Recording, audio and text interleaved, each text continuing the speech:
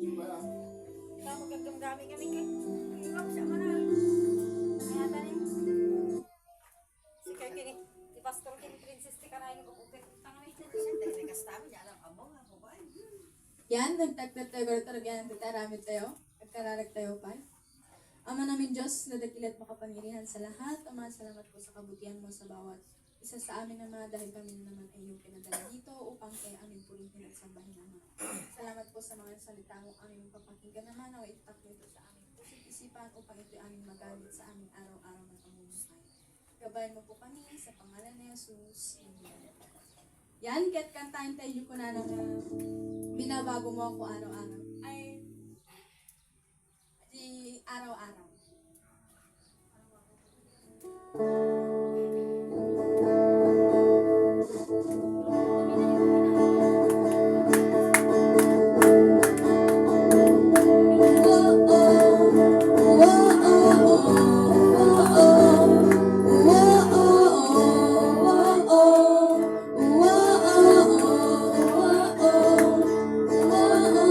Araw-araw kasiyahan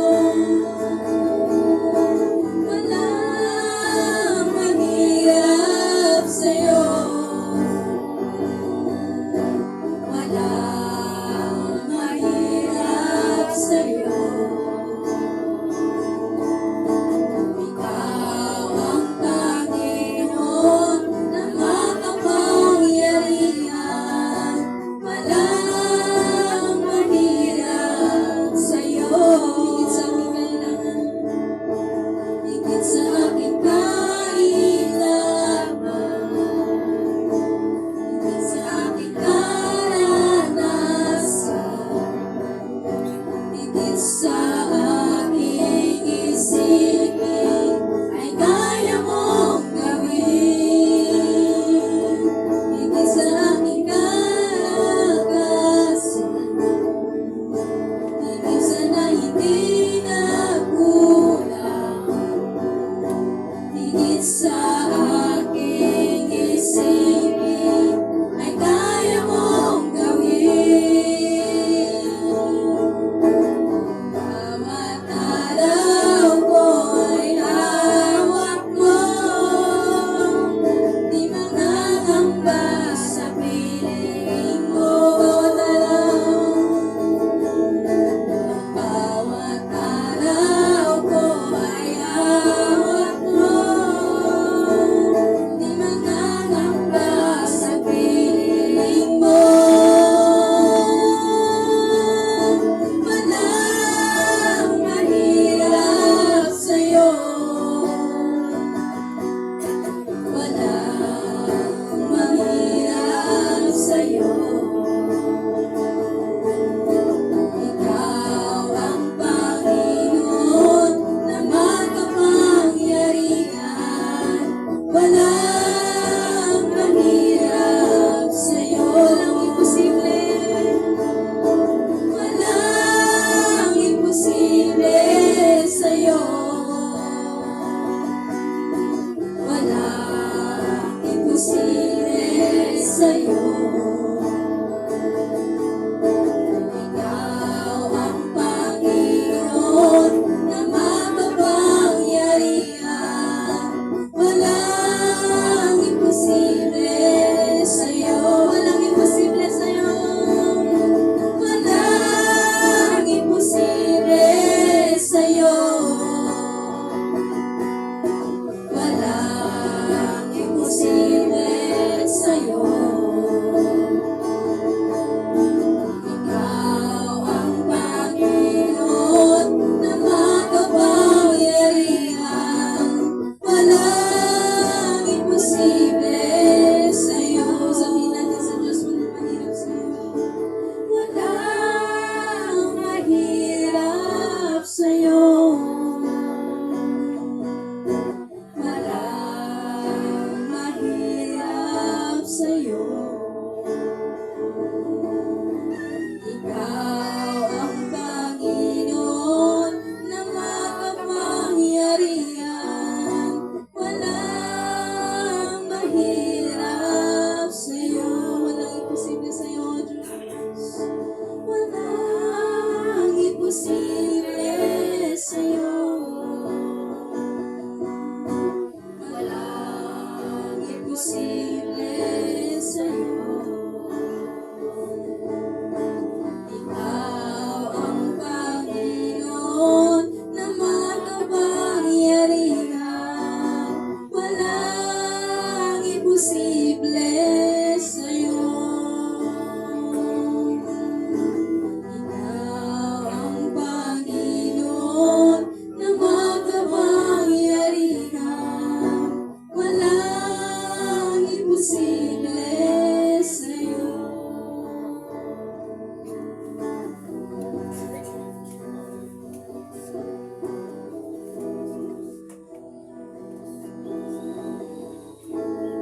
Maraming Diyos na dakilat makapangyarihan sa lahat. Sa umagang ito, Ama, pinasalamatan ka namin sa lahat ng kabutihan at katapatan mo sa iyong buhay. Dalangin namin, Ama, sa iyong pag-aaral na salita mo. Pangunahan mo kami ng kapangyarihan mo, sapagkat wala kami magagawa kung ikaw ay humay sa iyong mga. Tutuban mo, Ama, ng iyong kapangyarihan ang lugar na ito na walang gawa ng kaaway, siyang makapananalig. Sa pangalan ni Jesus. Amen. Amen. Yan, tayo pong natin nakakaupo na.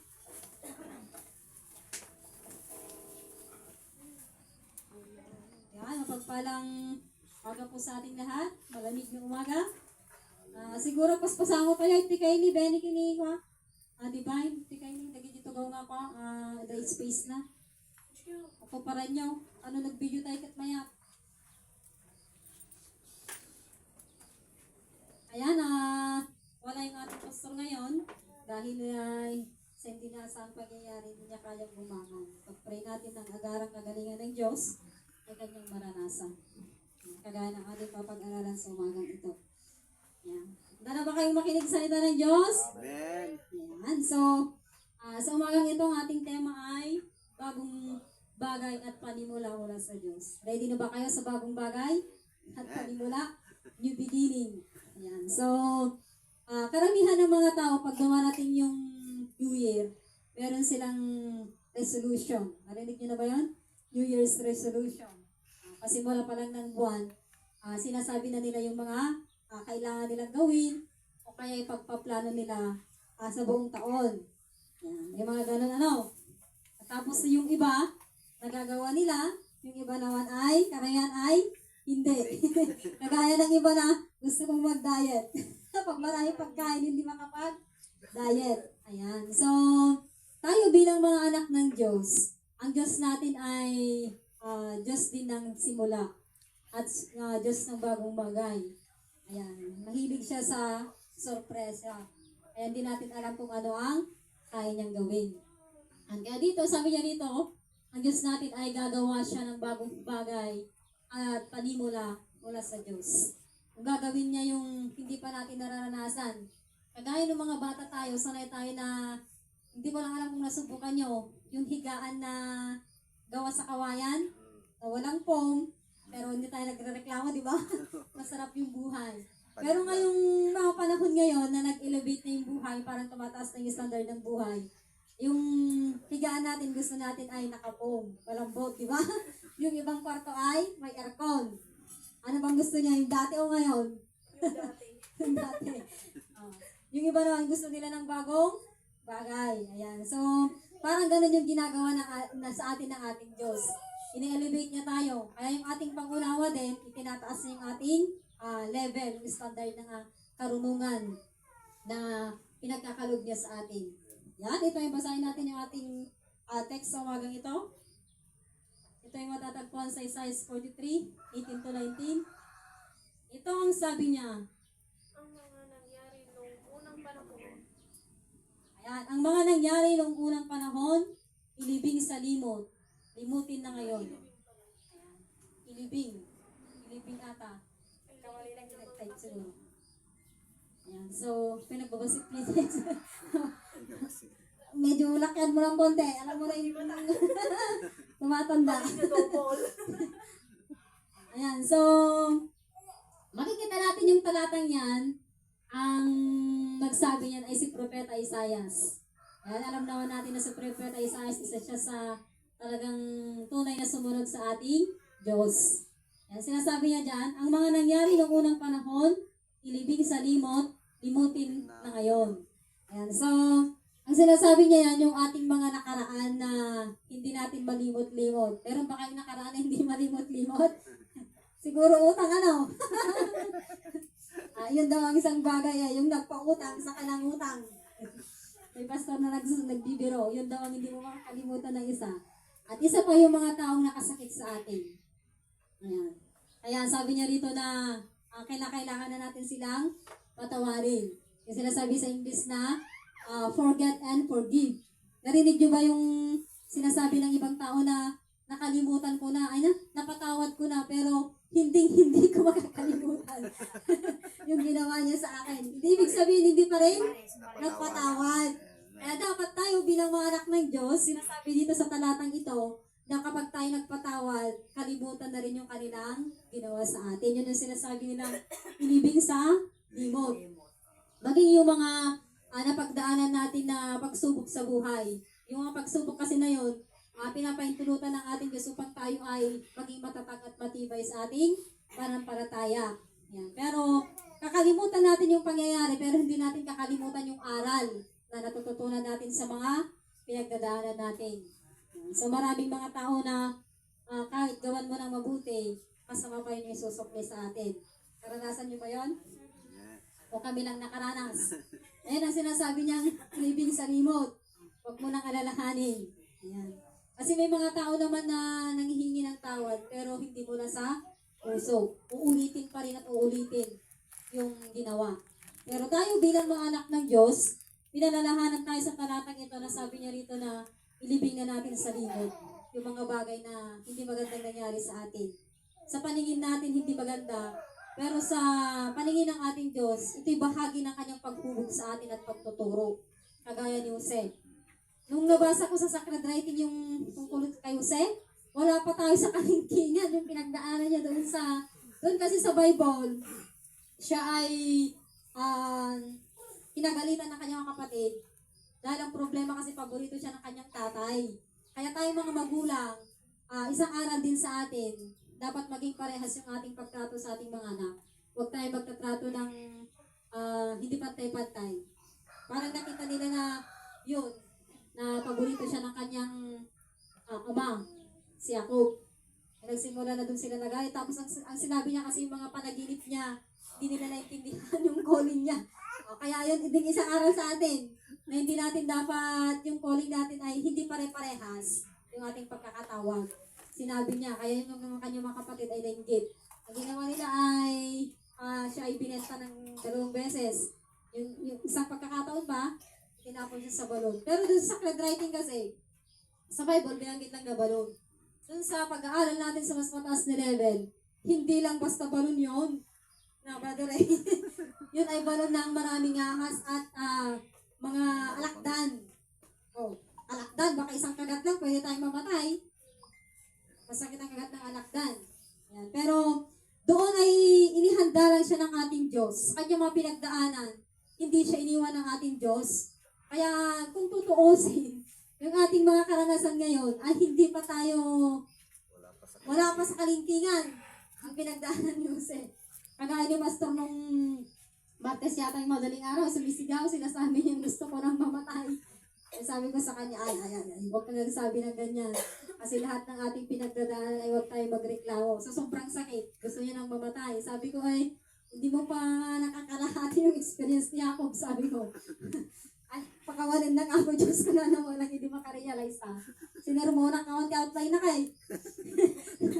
Sinermona ng outline. Ayan. Pero, kasi pag tayo ay dumaraan sa mga mahihirap na sitwasyon, nagre-react ito yung ating laman na ganun ang nangyayari nun kay Jose. Pero alam nyo kay Jose, sobrang katag ng kanyang pananampalataya.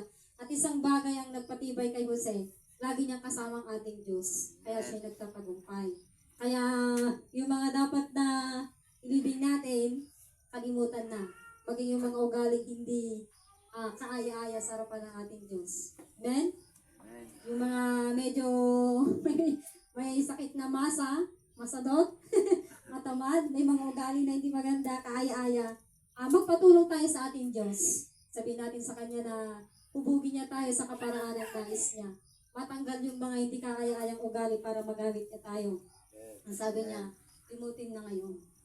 Kasi pag hindi natin ginawa yan na tayo ay pagpatawad sa mga nakasakit sa atin, kalimutan na yung nakaraan, hindi tayo makaka-step dun sa bagong bagay at bagong panimula na gagawin sa atin ng ating Diyos.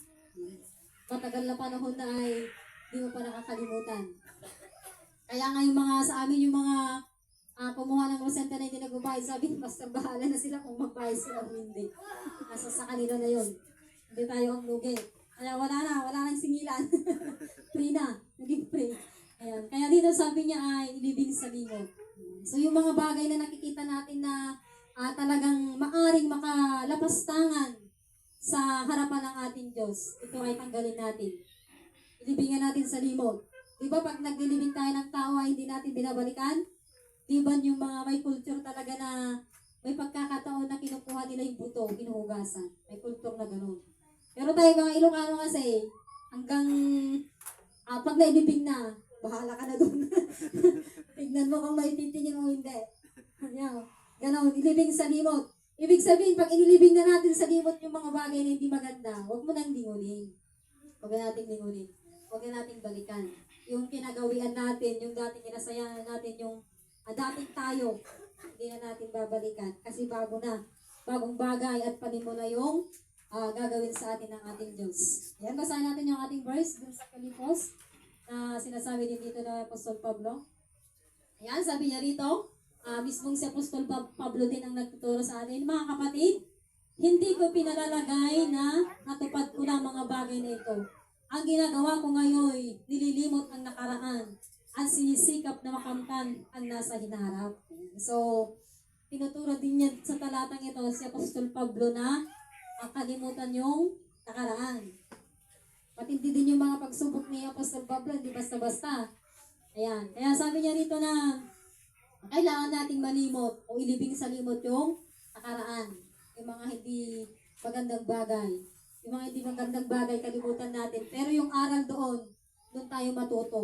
Kasi doon tayo hinuhubog ng ating Diyos. Kagaya ng karanasan namin ngayon. Kasi ang prayer namin ni Pastor nung New Year, walang magkakasakit sa atin. Lalo dito sa pamilya natin sa Kingdom, sa City of God Family. Pero siya, January pa lang nagkasakit si Pastor. Sabi ko, parang sa isip ko lang, parang nabaliktad yung pangyayari. Pero sabi niya, ang ating admin, merong naisiturong ating Diyos. Ayan, sa bawat isa. Kaya sabi ko, tanggapin mo ng maluwag. Sabi kay Pastor, huwag kang magreklamo. Sabi ng Meksikano na pumunta rito, ibig sabihin pag nakakaramdam ka ng sakit, mahal ka ng Diyos. Kasi pag wala ka ng sakit, ibig sabihin patay ka na. Sabi niya. O halimbawa, sabi niya, inawakan mo yung apoy, hindi ka nakaramdam ng sakit. Di siyempre, ilalagay mo na yung kamay mo doon, sabi niya. Ibig sabihin, pag wala ka ng sakit na nararamdaman, patay ka na. Totoo nga naman, ano? Wala nang pakiramdam. Wala nang pakiramdam. Ibig sabihin, patay ka na, sabi niya. Ayan. Yung Meksikano kasi na komedyan ka. Ayan. Pero dito sinasabi niya na limutin ang nakaraan at sikapin natin yung hinaharap. Ayan. So, huwag na nating balikan yung mga madidilim na kahapon na sinasabi ng iba. Ayan. Mag-focus na tayo yung ano ngayon ang kayang gawin ng Diyos sa ating mga buhay. Amen? Amen. Ayan. So, kasi ang Diyos natin ay makapangyarihan sa lahat. Kaya niyang burangin lahat ng mahihirap, madidilim na bahagi ng ating buhay. Palitan ito ng isang bagong bagay at bagong panimula. Ito yung sinasabi niya rito. Ayan. So, kalimutan na yung nakaraan. Ayan. So, huwag kayong mag-alala sa ating mga utang. Mababayaran natin yan. Ayan, sa mga tinakdang panahon. Para layain tayo ng ating Diyos dyan. Amen? Amen. Kaya magtiwala tayo sa kakayahan ng ating Diyos. Yun ang isang bagay na gagawin ng ating Diyos bago tayo magpanimula at bagong bagay. Mababayaran natin lahat ng ating mga kailangang bayaran, obligasyon para tayo makapag-focus sa Kanya. Yan. Kaya habang tayo ay hinuhubog ng ating Diyos, ay magpahubog tayo. Ano man ang ating pagdaanan. Minsan mahirap, minsan masaklap, hindi madali, di ba? Lalo pa, dumadaan ka sa pagsubok. Yung sabi niyo kata natin kanina, ano man ang maging panahon, ano mang pagkakataon, ano mang maging sitwasyon, ikay pupurihin. Dapat ganun yung maging motivation natin. Ano man ang ating pagdaanan, nakataas pa rin yung ating kamay. Kagaya ni Job. Marami pinagdaanan si Job. Pero sabi niya na si Yahweh ang kukuha. Si Yahweh ang nagbibigay, siya rin ang kukuha. Purihin si Yahweh. Hindi niya sinumpa ang Diyos. Yun ay galit pa rin ng kanyang asawa. Inaaway siya ng kanyang asawa. Ngayon naman, hindi naman nang-aaway yung ating mga asawa. Sino nang-aaway yung mga asawa dito? Mabait sila. Wala lang nang-aaway yung mga single. Yung mga balo. Ayan. So, yan. Punta natin yung ating next verse, 19. Balik po sa Isaiah. Ate. Yung Isaiah 19. Ayan, so dito na tayo sa 19.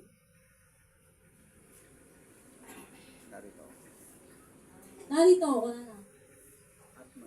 At masdan, ang nagawa ko isang bagong bagay na hanggang sa ngayon, di mo namamasdan. Ayan, so, ang paparating na gagawin sa atin ng ating Diyos, hindi pa natin nararanasan sa tanang buhay natin. Dito lahat ibubuhos ng Diyos. Di ba kayo natutuwa?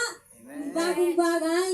Bagong pagpapala. Sinasabi niya dyan, na ako'y magbubukas ng isang landasin sa gitna ng ilang, maging ang disyerto at patutubigan. Ayan, makikita natin dyan. Yung sinasabi kasi dyan na tubig. Yun ang tubig na pagpapala. Grabing buhos ng pagpapala. Handa na ba kayo? Amen. Amen. Parang hindi ka excited. Kasi meron mga kayo ng hallelujah. Ayun ka excited? Ayan. Hallelujah! Hallelujah.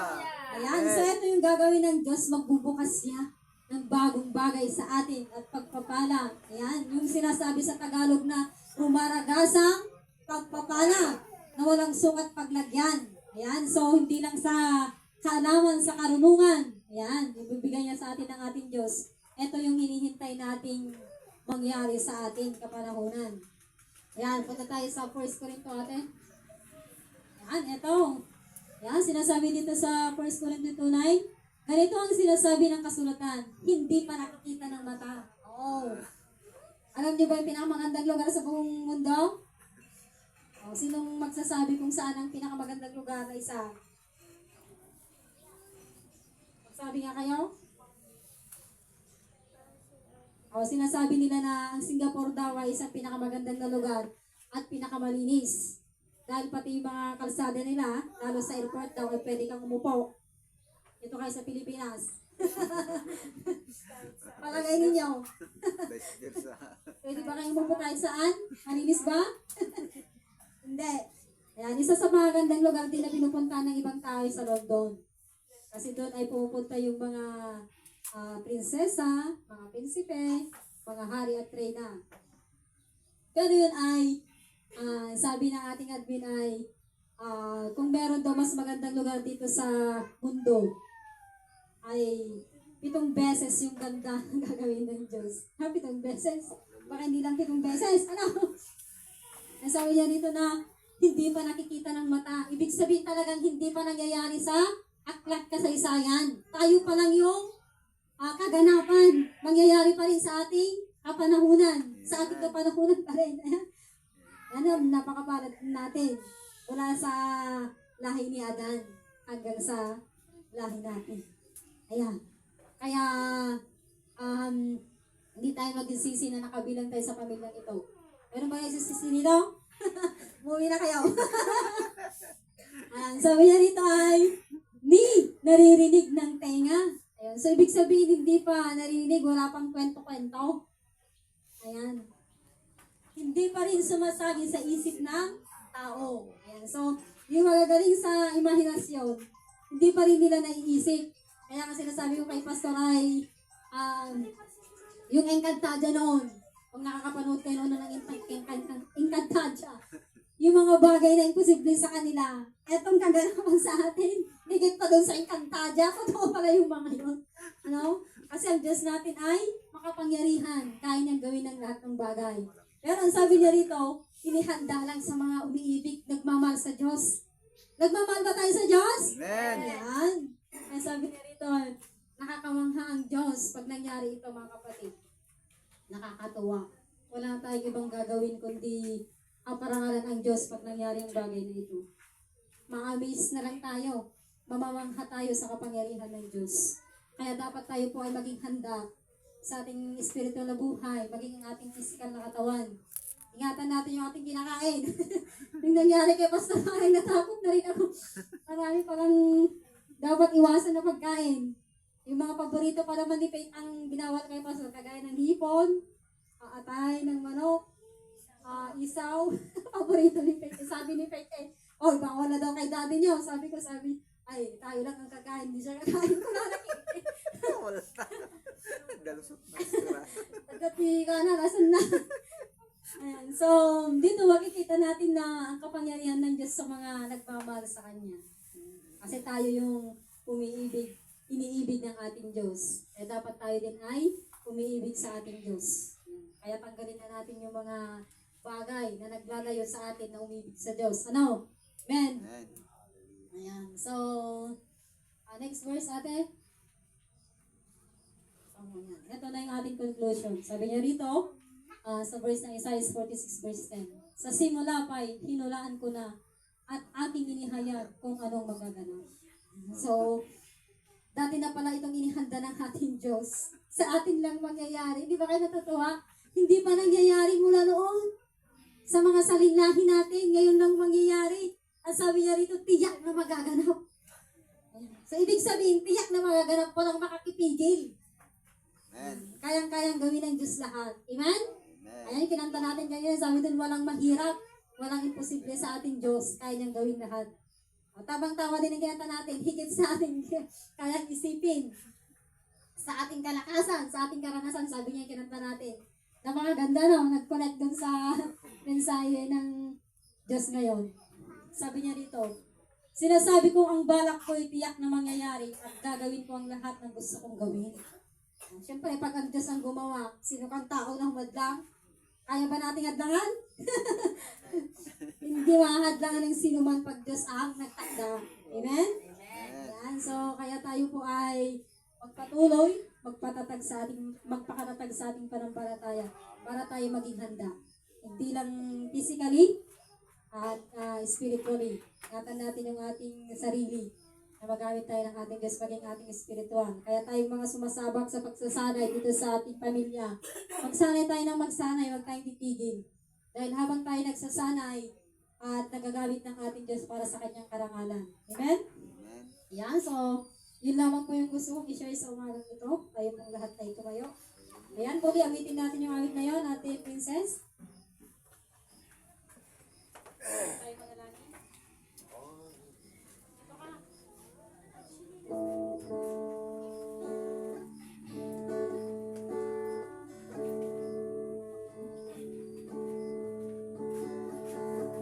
Higit sa aking kailangan,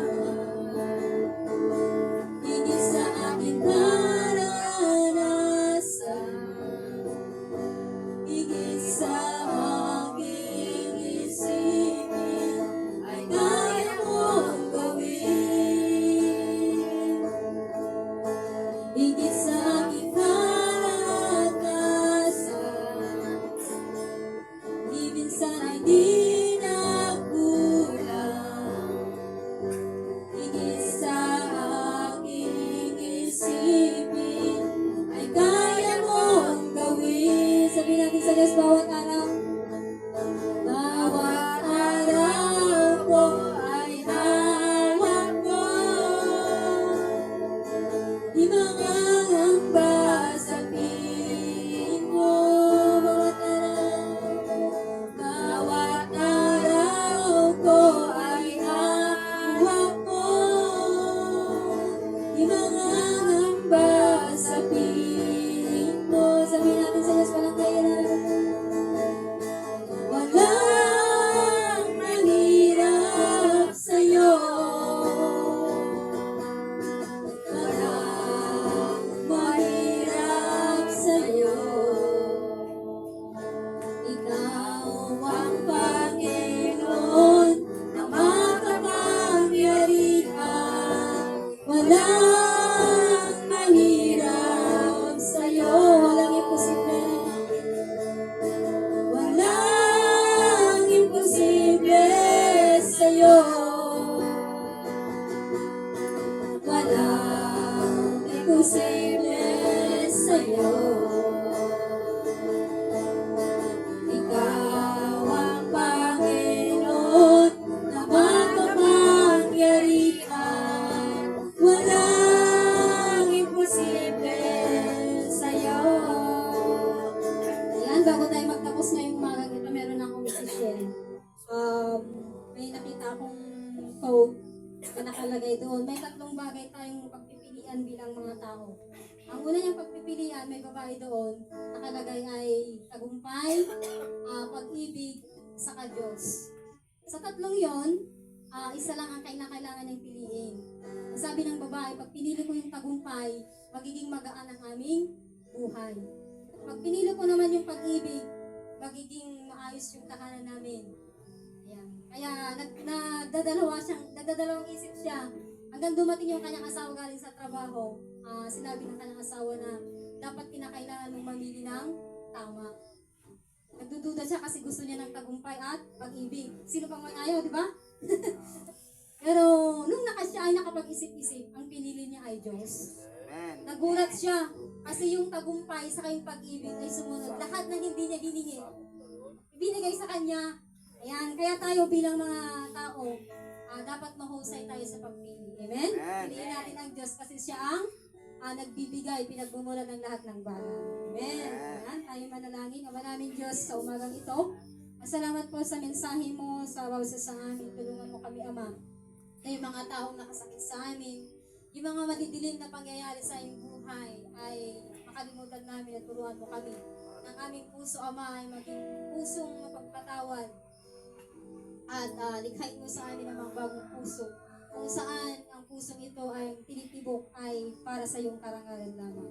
Salamat po, Ama, at gamitin mo nga ang buhay namin at ihanda mo kami sa mga bagay na inihanda mo sa iyong mga anak na mga sorpresa. Higit pa, Ama, sa aming inaasahan at inaasahan. Sa pangalan ni Jesus. Amen and amen. Yan, ang ating princess.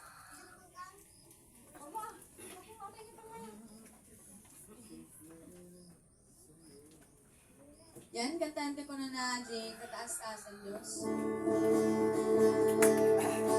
Kataas-taas ang Diyos, kami nagpupuri sa'yo.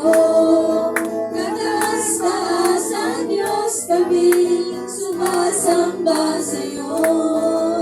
Karapat-dapat kang tunag na papuri at pasasalamat. Dakila ka, kataas-taas ang Diyos. Kataas-taas ang Diyos. Kataas-taas ang Diyos, kami nagpupuri sa'yo. Kataas-taas ang Diyos, kami sumasamba sa'yo.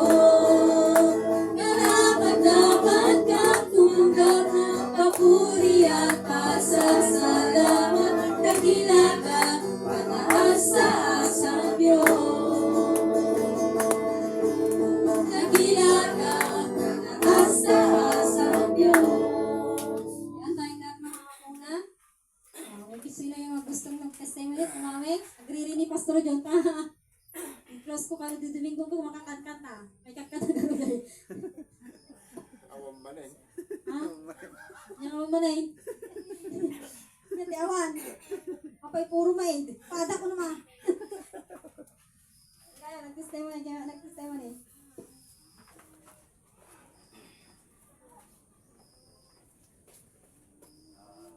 Magandang umaga sa ating lahat. Testimony ko naman ay nagpapasalamat ako sa ating Panginoon kasi tulad ng sinasabi ko na lagi yun na siguro pastora ang paborito ng verse na yung hindi mo pa hinihingi ay sinasagot ka ng Panginoon kasi alam niyo pastora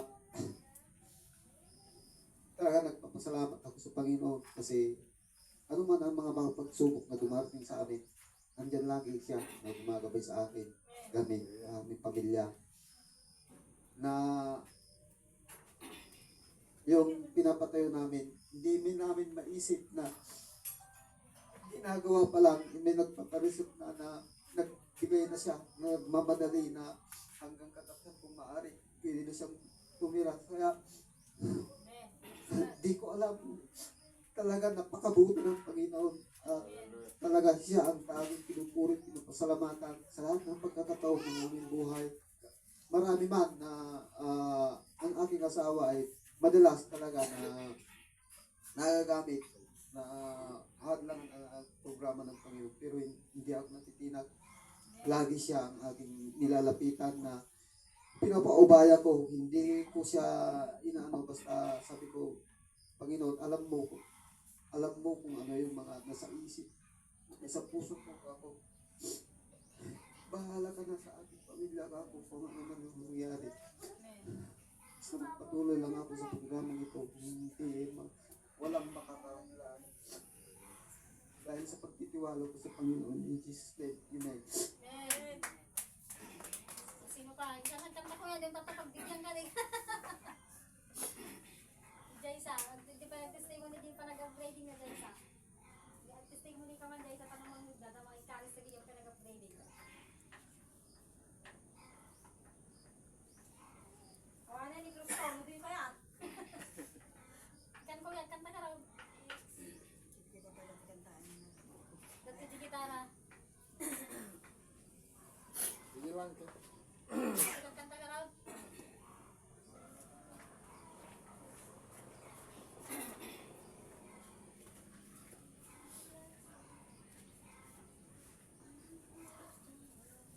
Ayan, kunin natin yung ating mga sobre. At i-ready natin para sa ating pagbibigay.